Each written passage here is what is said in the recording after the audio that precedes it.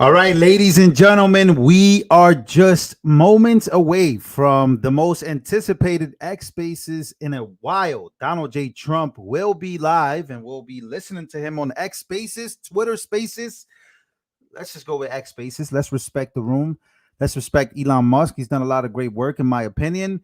So this is going to be big, man. Donald J. Trump going to be speaking.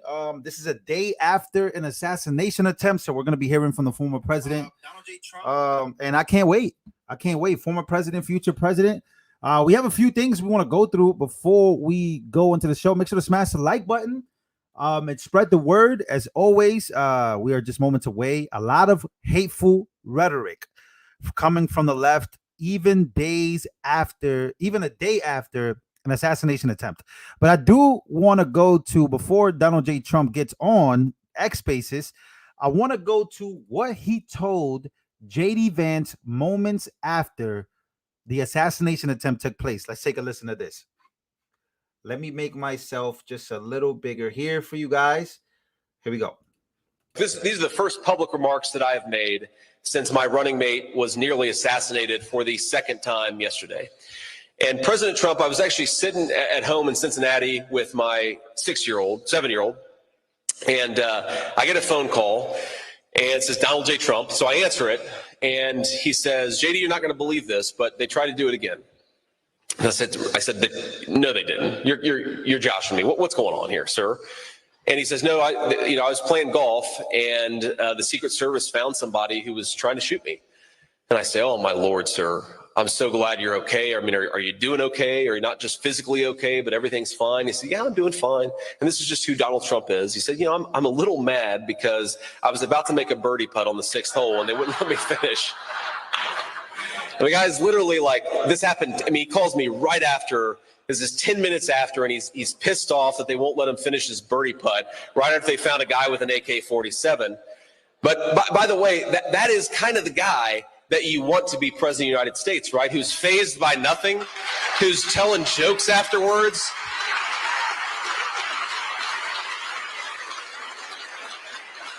I think I was, without a question, bothered by it more than he was, and I was in Cincinnati, Ohio, 100 miles away from where this went down. But I do think that we should take this opportunity to call for a reduction in the ridiculous and inflammatory political rhetoric coming from too many corners of our politics. That is classic Donald J. Trump. All right, let's go to the Twitter space here. Let's see if we can listen to it live. See if we can get in here. Let's see. Start listening. I don't know why we can't start listening yet. Give me 1 second, guys. Let me fix this up. Let's fix this up. Can you guys hear anything in the X space? Last time in the X space, we really couldn't hear anything because it was happening in real time. Hopefully, big tech isn't blocking it this time. A lot of people are already saying they can't hear anything. Let me try and see if we can hear anything here. Uh-oh, you cannot join this since you are already in this. Let me refresh one more time. Hopefully, they're not trying this BS again, guys. This is it right here. This is the Twitter space. Can you guys hear anything in there? Nothing from X? Uh-oh. Here we go. Smash the like button, though. Let everybody know we're here. We're live. We're ready to listen to Donald J. Trump. We're ready to listen. Let me go to X on my phone. Let me see. Everybody's running in there. Everybody's running in there. So let's see. Start listening. So I don't hear anything yet on my phone or on there. So it's coming up. It's coming up next. We shall be hearing. So we'll have some patience here, guys. We'll have some patience. Big tech blocking it again. A lot of people are in the comments saying that we got to be careful. Got to be careful here.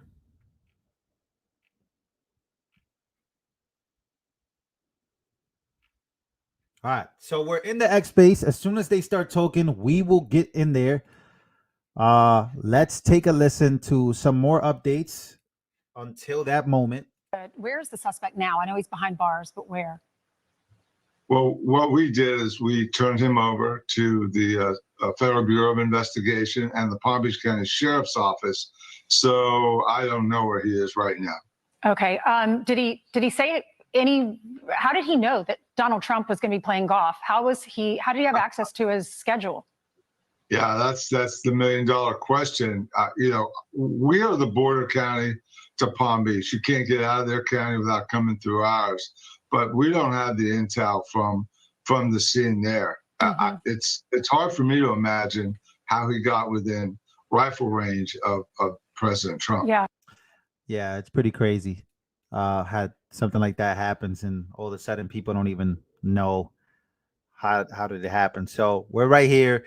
A lot of new information coming out. I'm actually excited to hear from Donald J. Trump, to hear what he has to say.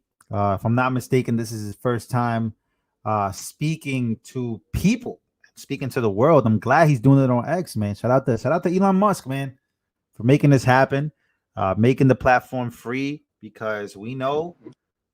Oh, here we go. I heard something. You guys heard anything?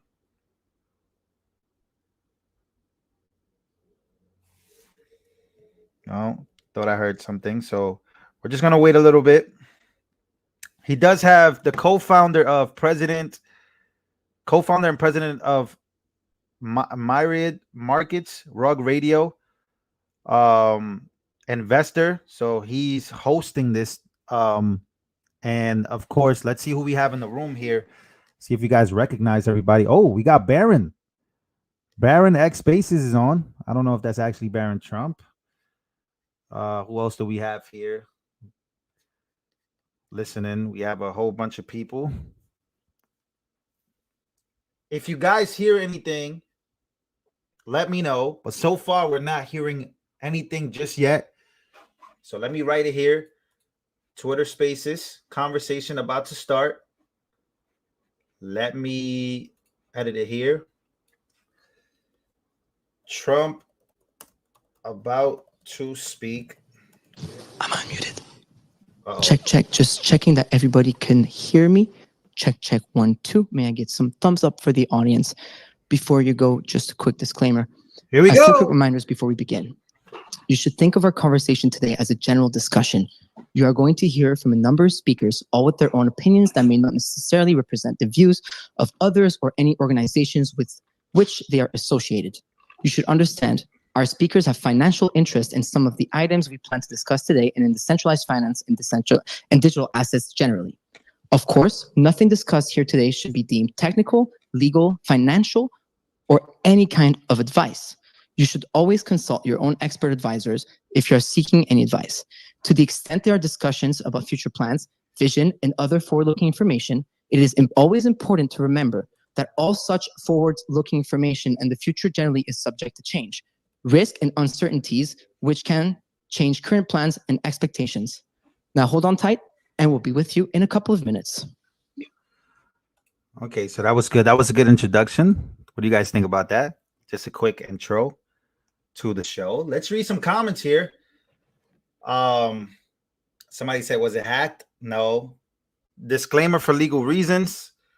This guy, Series 7 license, doesn't want to lose. So how are you guys feeling? What are we thinking right now as far as Trump and as far as everything? You guys did you guys like the sound? Did you guys like the sound, the way it sounded? I thought it sounded great. They did a sound check, so yeah. Randy, thank you so much for the support. All right, guys, this is about to start. So I need you guys to hit me with your best shot here in the comments so we can get some good conversations going right before President Trump gets on. Who knew Trump was going to be golfing? That's a great question. Apparently, there was an MSNBC. MSNBC had a bunch of camera crews out there a day before filming President Trump playing in his golf course. So that's something that we got to take a look at eventually. We got to talk about stuff like that. If you vote blue, you haven't got a clue. Vote red. Uh-oh, here we go. So we got Donald Trump Jr. here as well. I'm not sure who's unmuted their mic there. Let me see. Let me back out real quick just to see who else we have in this Twitter space. But the audio is good, though. Here we go. Live. This is live. Make sure you guys see Trump there with the iconic Twitter photo. All right. Will Barron speak? That'll be interesting. I've never heard Barron talk, so that'll be a first for me, man. Yes, Dan Bongino predicted this. Man, did he predict this? He definitely did. He was on point with this. Tucker Carlson was another person who asked Donald Trump in front of his face during their interview, do you think they will try to assassinate you? And yes, he said yes. Well, he said he did. Well, whatever the answer was that day, the answer was yes, because they did try to. So it's unbelievable that we're here right now. But a lot of people definitely predicted this, man. A lot of people. And I remember those days where we were reacting to those videos. Dan Bongino predicted this. Alex Jones also was another one that predicted this. All right, who else? Who else do we have here?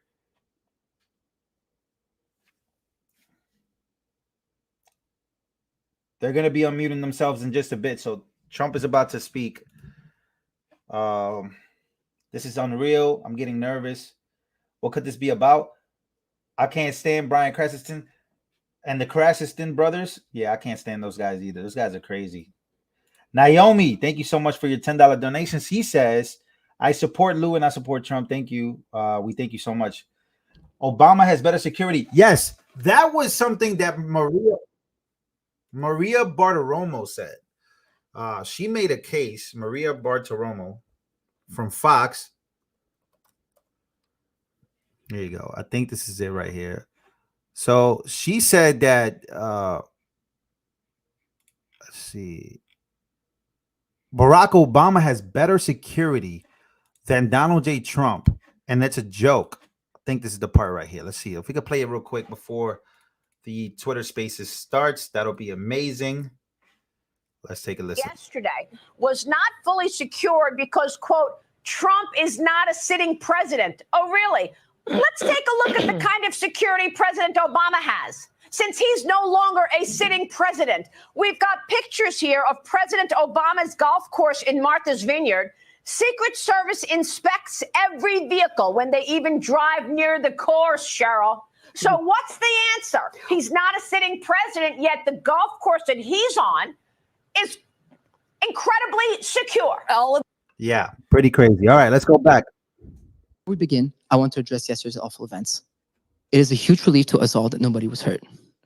And I think that many in the crypto community will agree with me when I say that we're here with you, Mr. President, during these trying times. Your unwavering support for our community has not gone unnoticed. How's the sound, guys? We're immensely grateful for it. And really, the fact that after all of this, you've chosen to proceed with this interview blows my mind. It speaks volume, Mr. President, and thank you for being here tonight. Well, thank you very much, and I appreciate the remarks. It was quite something, but it worked out well, and Secret Service did an excellent job. And they have the man behind bars, and hopefully he's going to be there for a long time. Dangerous person, very, very dangerous person. But I appreciate the comments very much. Well, I appreciate you for allowing me to interview you and in your wonderful Mar-a-Lago home, which is truly an honor, and I'm very grateful for it. Thank you very much. Thank you. So, Mr. President, I can say that myself, like I was saying, the crypto community and millions of Americans are relieved that you're here with us today after the second attempt on your life at the Trump National Golf Club. It's just horrifying. Can you run us through what happened? So I was playing golf with some of my friends. It was on a Sunday morning, and very peaceful, very beautiful weather. Everything was beautiful. It was a nice place to be. And all of a sudden we heard shots being fired in the air. And I guess probably 4 or 5. And it sounded like bullets, but what do I know about that? But Secret Service knew immediately it was bullets. And they grabbed me, and I think probably the other one, Steve is one of the people, Steve Witkoff, a great friend of mine, a great businessman from mostly New York and Florida, great businessman. And he more importantly, just a fantastic person. So we're in the group, and everybody we got into the carts and we moved along pretty good. I was with an agent, and the agent did a fantastic job. There was no question that we were off that course. I would have loved to have sank that last putt, but we decided, well, let's get out of here. And what the gunfire was actually, interestingly, was a Secret Service agent had seen a barrel of a AK-47, which is a very powerful rifle, and he started shooting at the barrel. Started shooting in the bushes. Wow. Could only see the barrel. How good is that, right? But could only see the barrel. Based on that, he started shooting and ran toward the target and was shooting a lot of. I mean, those were the shots we heard. The other one never got a shot off. And he ran across the street and grabbed his car, hopped into his truck or car. And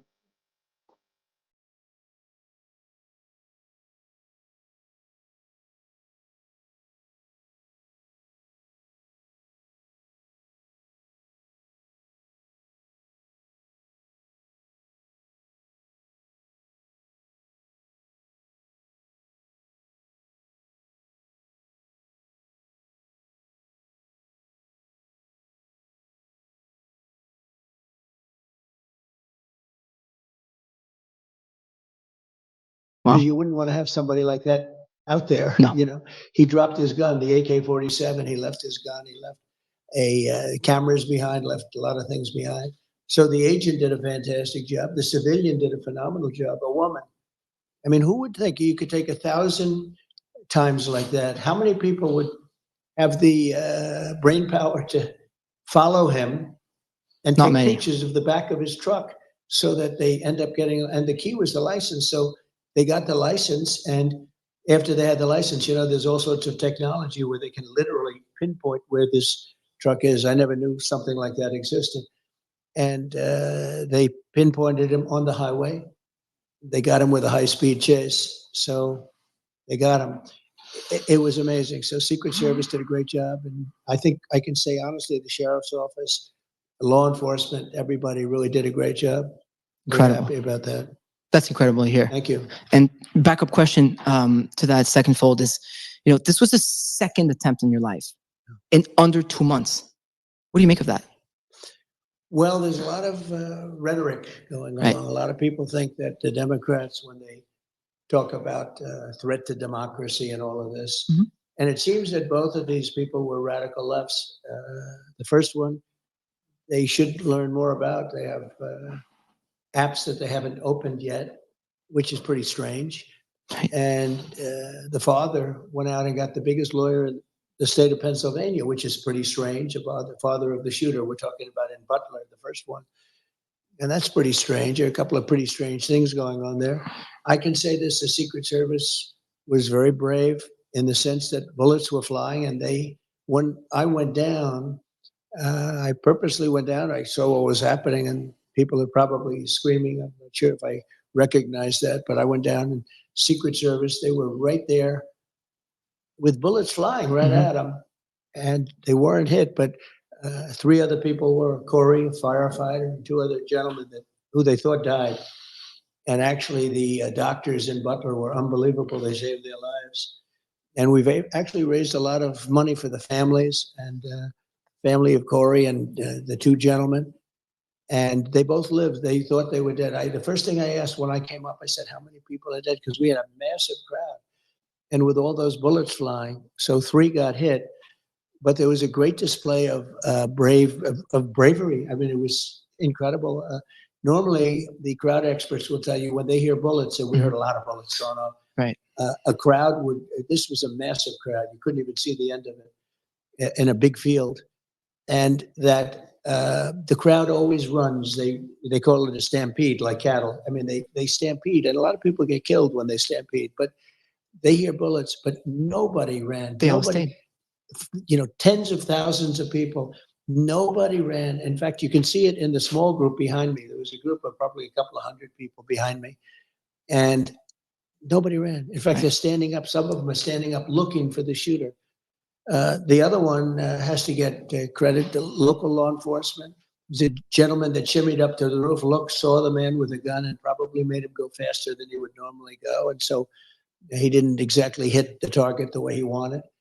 There's something going on. I mean, perhaps it's God wanting me to be president to save this country.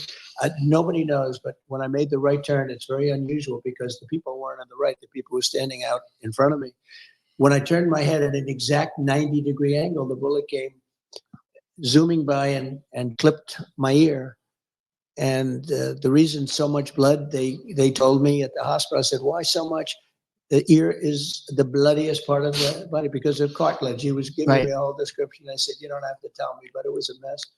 But amazing bravery shown, amazing talent, like the doctor saving the two men that were hit. They were hit really badly. I won't tell you exactly what happened. They were hit badly. And they both lived. Corey didn't make it. Corey was in bad shape. We had a person from the National Guard about 10 seats over from Corey run to his aid, and he was hit in the head. With all of that, was giving him mouth-to-mouth resuscitation because he was still alive. Wow. And people couldn't believe it. They thought it was such an incredible act. Who would do it? It would, just an amazing thing. And we're going to take care of him too, because just the fact that he could do it, and some other people. So it was amazing bravery, and there was a mistake made, a bad mistake. That one building was unmanned on top. Very. And that was a mistake. There's nothing you can say about it. But that was some crazy day. And then yesterday you had another one with a different result. Actually, much better result, because we lost Corey, and two gentlemen were very badly hurt, but they're in pretty good shape now. Right. A lot of talent. Those local doctors up there had tremendous talent. Love to hear that. Well, this is more of a personal question. Okay. Just turned 30 last week. We were just chit-chatting outside the room here. Young entrepreneur, son, aspiring father one day. Mm-hmm. With all of your success, you have a wonderful family. A couple of your sons are actually looking at us right now. You have a wonderful business for yourself, a wonderful life for yourself. You could be on the golf course without worrying about gunmen coming at you. But after multiple attempts at your life, you're still here. You've already been president of the United States of America once. You're about to be president of the United States of America again. I hope so. We hope so. Why do you do this? What motivates you? So we have a country that's in trouble, a country that I love. I love the people of this country, people like Corey, who were just this massive Trump fan and he got hit. But people like that, they're in love with the country, and they hate seeing what's happened to the country when you have 21 million people pouring in from all countries all over the world, from prisons and jails, from mental institutions and insane asylums. Insane asylums, and they are different. Even prisons and jails, they are different. One's a little more severe than the next. They're coming in as terrorists, and they're coming into our country at levels that nobody's ever seen, and they're taking over our towns, and they're taking over small cities and big cities. I mean, look at New York, look at Chicago, look at LA. Tens of thousands of these people, and they're rough people in many cases. I mean, they are rough, tough people. Venezuela gangs. If you look at Aurora in Colorado, you have a governor that doesn't know what he's doing. He's petrified to be there. He doesn't know what to say. I mean, they're literally taking over real estate. They're becoming real estate developers in a much different way, right? They're taking over buildings. Everyone's afraid of them. And they have a big AK, talking about AK-47s. That's what they have. They carry massive guns. You say, where would they get this kind of power? And they're vicious people. They're gang members from Venezuela, largely, and known as being one of the roughest gangs anywhere in the world. You have MS-13, which is a bad gang, and you have these guys.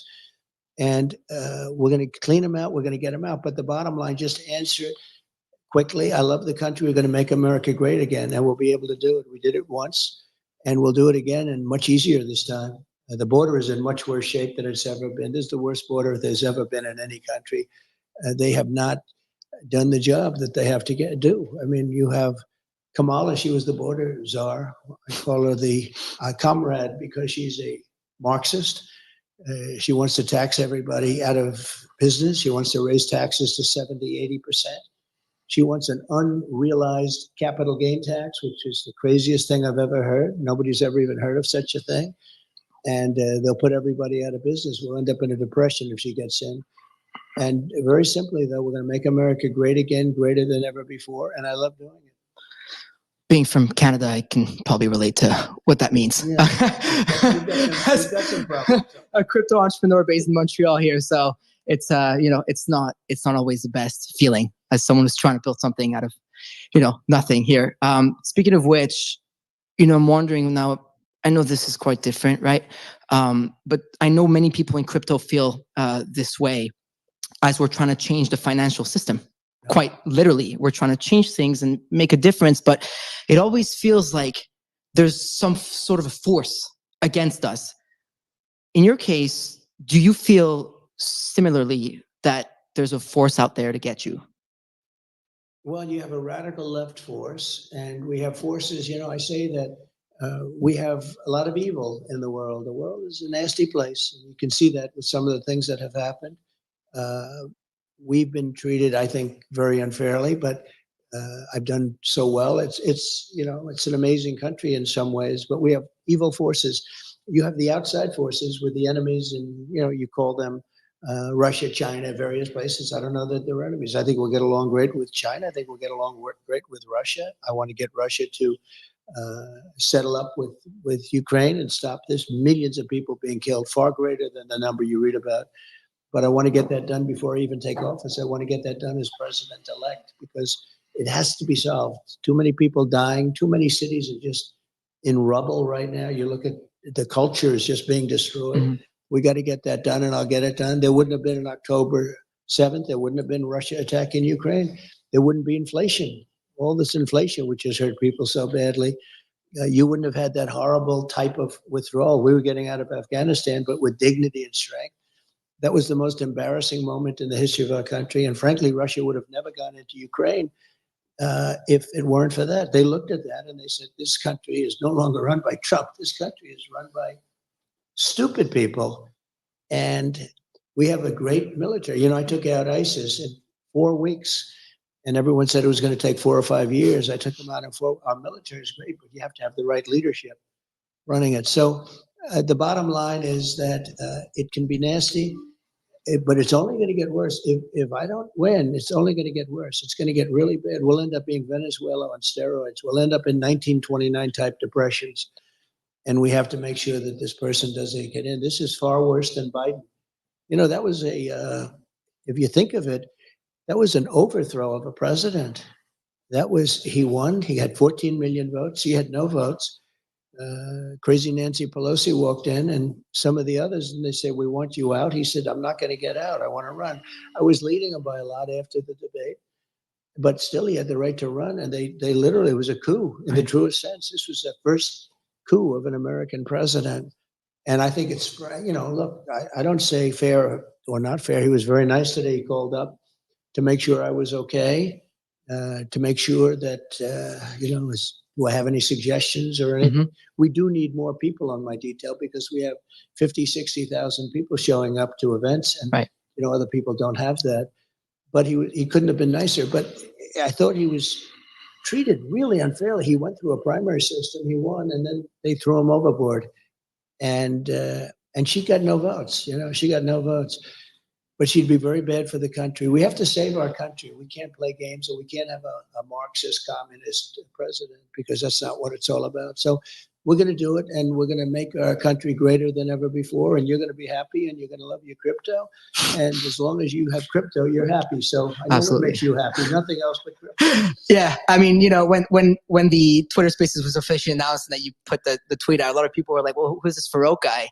And obviously, a lot of people started digging into this Farouk guy, and the main reply that was that I'm just this crypto bro. But you know what, Mr. President, I am a proud crypto bro. And it seems like you're starting to become one of us, if not already. I know for a fact that your children are quite involved in the space. I mean, we have Baron, Don Jr., and Eric on the Twitter Spaces right now. Eric and Don Jr. here, who will be joining us a little later on this programming. But get into crypto now, because I already see the people on Twitter Spaces really eager to hear you talk about this. At the recent Bitcoin, that, and I quote, America should be the crypto capital of the world. Yeah. That was a big statement, and I believe the correct one. So why is it not right now? Well, I think it will be right now. Right now, you have a very hostile SEC. I guess you'd have to say, I don't know, when you say administration, do you call it Biden or do you call it Harris? Nobody really knows what to call it, but maybe we'll say a combination of both. But they've been very hostile toward crypto, toward all of it, and extremely hostile, like nobody can believe. Nobody even understands why. My attitude is different.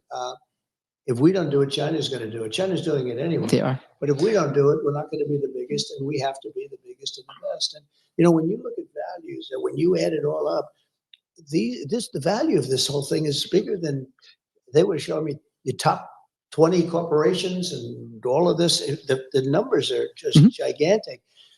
It suffers from some credibility lapses. I mean, some things were done or not done, but it's very young and very growing.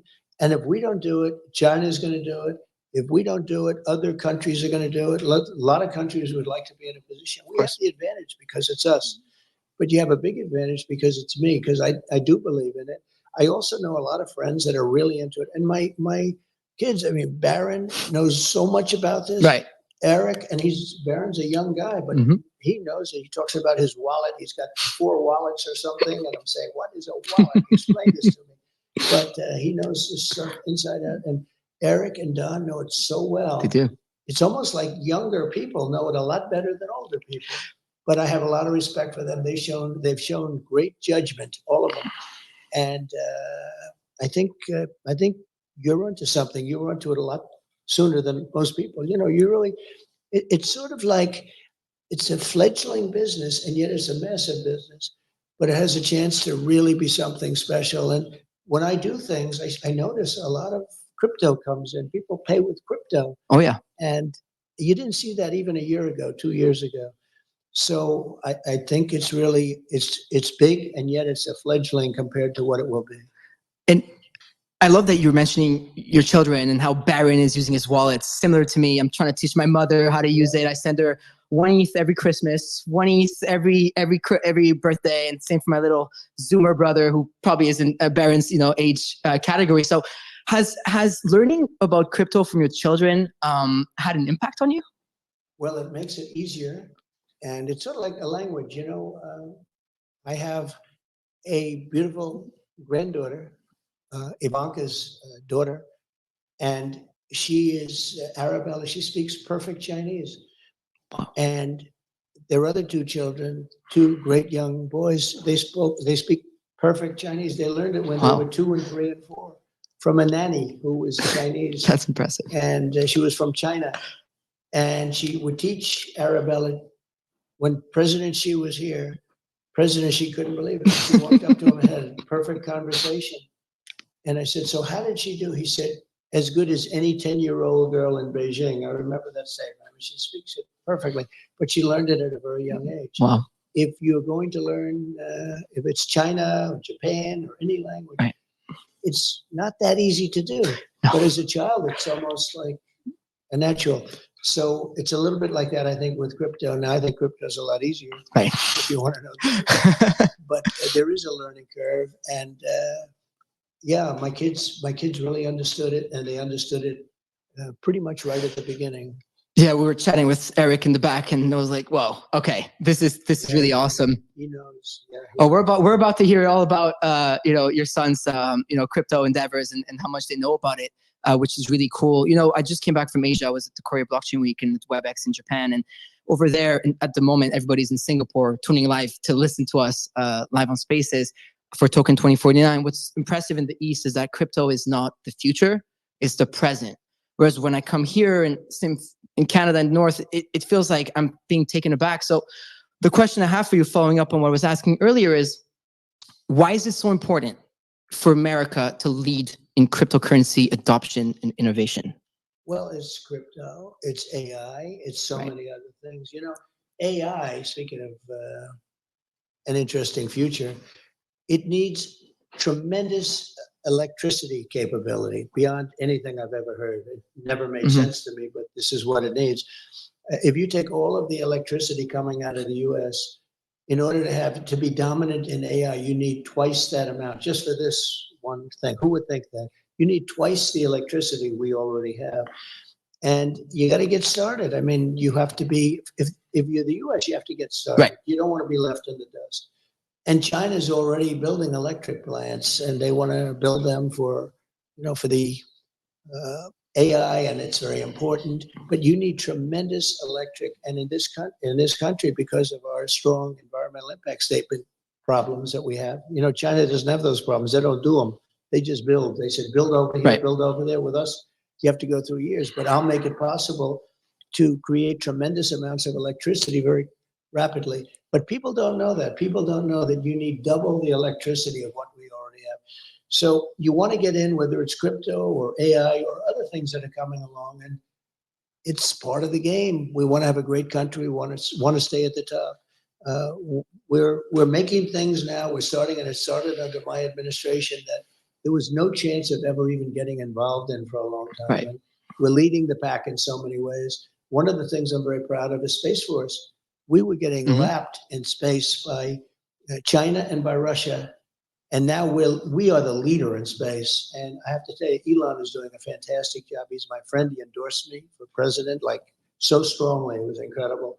But he is doing an amazing job with respect to space. When you look up, I think somebody said he sends 90% of the rockets sent up throughout the world are his. Wow. And you got to hand it to him. He's something. He definitely is. Wish he was here, but at least we're using his.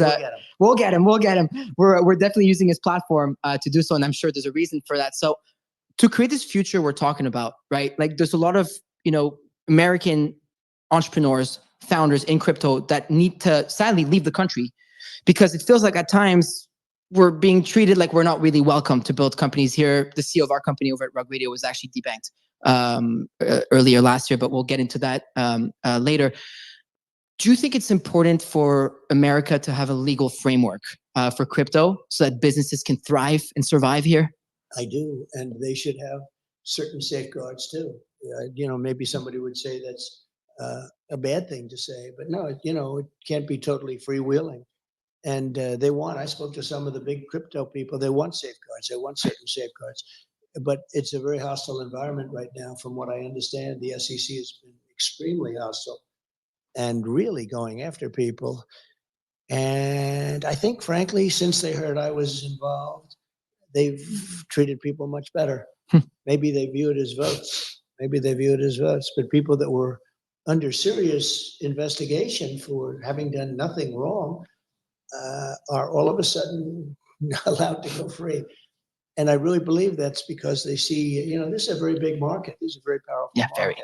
So I'm glad I helped. If I helped, I don't know, maybe I didn't. But the SEC has been unbelievably hostile. The one thing is that if for some reason bad things happen and we don't win the election, those people that were under investigation and that are free as a bird right now, and people that weren't being looked at in the crypto world, they will be living in hell because it'll start the day after the election if they win. And I view it differently. I mean, I just view it that we have to be the top no matter what we do. Right. Chips or anything else, we were really starting to go with the chips. We have to be number one. And I think AI is really important, but I think crypto's one of those things we have to do. Whether we like it or not, we have to do it. It's really, really cool to hear it from you in person. We've only heard it on TV, in newspaper, etc. But it feels good to know that a presidential candidate and someone who is already president of the United States of America feel this way about cryptocurrency. I'm sure myself and a lot of people in the industry are relieved to hear that. And now we'll see what the results are in November. But on something a little lighter now, I remember the day your NFT collections came out. That was super cool. So I host a morning show called FOMO Hour with my friend OSF and Mando and now Tyler. And so we were live on air when the link dropped. And so it was the very, very first collection. There was a chance to have dinner with you. And I remember just like scrambling to buy them. We're staying live. We stopped the show live on air to thousands of people like, no, we got to buy these. We're going to buy these. I got to spend $25K on this. Let's go. Right. Let's do it. Which is another cool thing about people in crypto, right? Or there's crypto bros that they call. And so we're trying to buy these things. And it was just so electric and crazy that we actually failed. But hey, I guess that's a good thing because the collection, ended up selling out, and then you ended up doing, I believe, I mean, you ended up doing that 3 times over. Can you tell us more about the success that you have had with NFTs, but also like, did that surprise you? Well, I got in very late, and NFT was considered cold. I mean, to be honest, it was a cold industry. It had its day a few years before, as you probably know. But when I did it, I said, what do we have to do with anything else? And it's playing cards and some beautiful artwork and other things. And we went out with 45,000 NFTs, and it was amazing. We thought it would take 6 months, maybe a year to sell. It sold out. I don't want to get myself in trouble by saying exactly the first day, but pretty close to it. It was like almost immediately. It was quick. Yeah. Like we failed every transaction. Right. Almost immediately. And then we did a second one likewise. And then we did a third one. And then we just did a fourth one. And I asked the people from the first 3, I said, well, do you want to have us do? Because, they have certain, they have very big pride to start off with. But I said, are you going to, if we do a fourth one, does that affect you and the ones you already own? Because some people bought a lot of them. Some people bought one. And they're all very happy, really happy. I said, does it affect you? And everybody, it was like sort of a phone poll, just like, and everybody wanted the fourth one, which surprised me because you would think they wouldn't want the fourth one because maybe it waters down their own pieces that they have. And they did. They wanted it, and they wanted it badly. So we did a fourth and just did it recently. And I think it's just about gone. It's amazing. And one of the things I know, the crypto played a big role because they paid. Yeah. It wasn't like we're not getting checks with dollars. We're getting crypto. It's instant. Instantly. Yeah. It's been, and that taught me a little bit about what you love. It taught me something that was incredible. We did the NFTs. It was so cool. People said, don't do it. Don't do it. You're not going to. I'm sure. And we did it, and it sold. Literally, we had anywhere from 6 months to a year, and I think we did it in a day or something. So it was that. Right? It was quick. Yeah. It was quick, and you know what? It was fun. That's what it was. It is fun. It was a lot of fun. So I'm aware that you probably have a million things to get to. So I kind of want to finish off with a couple more questions for you, Mr. President. So first and foremost, were the NFTs a big part of the story, of your story, of how you came to see the value in digital assets? A little bit, because so many people paid this way. If they would have been paying in dollars, I would have said, that's standard. I would have assumed. And I was blown away. I wasn't overly interested in it, to be honest, but I did ask, like, what percentage was taken between Bitcoin and all of the other things, but through crypto, and it was a massive majority, and I was a little surprised by that. And that was a while ago now, and it opened my eyes. But I think my children opened my eyes more than anything else. Wow. And plus, I have a friend on my right who's a very smart guy, and he's not quite as young as his fantastic son, who we were dealing with, Alex, and all of them. But he knows a lot about this stuff for a man of his age. He's still pretty young, but for a man of his age, Steve Witkoff knows a lot about this. He definitely does. And he's sitting on your right. We're about to get to Steve Witkoff. And for everybody in the audience right now, if you're listening to us live, hang tight. I have one more question for Mr. President. And then we're going to be joined by Don Jr., Eric Trump, and the World Liberty Financial teams, and Corey and everybody, the advisors around it. So we have quite the programming for you. But Mr. President, one last question that you may or may not have answered with your last answer here is, so if there was one thing that got you to see crypto differently, what was it? If it was what? One thing that got you to see crypto differently. What was it? Well, maybe the NFTs. You sort of brought that up because I was surprised again at the percentage of them that were sold through that form. You could do a new form of currency. You could call it anything you want, but that was. I think it was also the level of enthusiasm that my young sons have for this. Pretty young guys. I mean, one's extremely young and 2 are pretty young, right? But the level of enthusiasm they have for crypto. Yeah.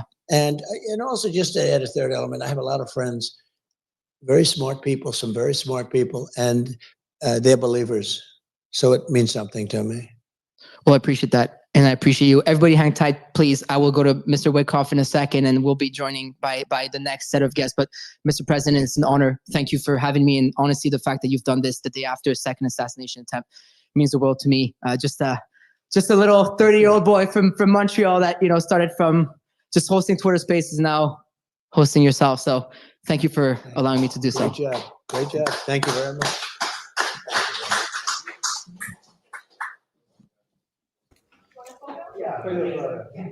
Everybody hang tight. We'll be right back.